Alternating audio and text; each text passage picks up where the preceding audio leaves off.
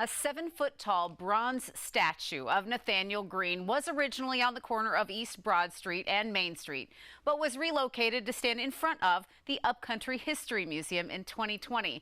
It's a place where visitors can learn about Greene's critical role in the Continental victory over the British.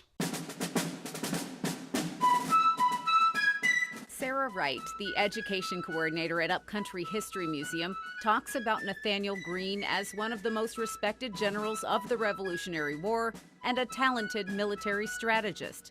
The son of Rhode Island Quakers, he was dispatched to South Carolina by George Washington himself to command the Southern Department of the Continental Army. He was sent down to the South because the leadership in the South had been so disconnected and often seeing little success. So he was sent down to replace Horatio Gates after his successes in the Battle of Trenton, the Battle of Monmouth, and assisting George Washington at Valley Forge. So he came down and kind of recovered the South. He was quoted as saying, "I will recover South Carolina or die in the attempt." In 1780, with American morale and resources dwindling, Greene's strategy was to split his small force of Continental troops in half, sending them in different directions, compelling the British Army's Lieutenant General Charles Cornwallis to do the same. He was a brilliant tactician. He had no formal education or military training, but he had this idea to divide his forces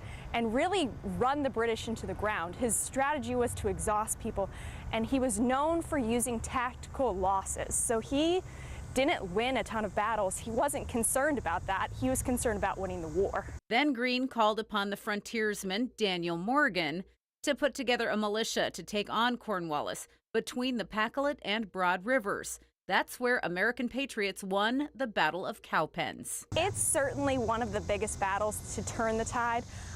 Without Cowpens, there's no Yorktown. As I mentioned, it's the Battle of Cowpens where Daniel Morgan, Andrew Pickens, and William Washington defeat one of the great villains of the American Revolution, Banastre Tarleton. Because of his tactics and leadership, the British were driven to continued retreat, which ultimately depleted their strength, securing victory for Greene and his Continental Army. What he was concerned with was the fight for liberty. He was wanting to participate in the war, even though it went against his upbringing, his religious beliefs, and he ended up doing it in a way that really brought together this idea of the American spirit.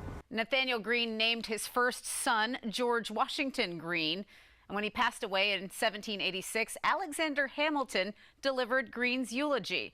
His remains are in Savannah, Georgia's Johnson Square, honoring a man who helped to ensure freedom for the new nation and secure the rights we still enjoy 250 years later.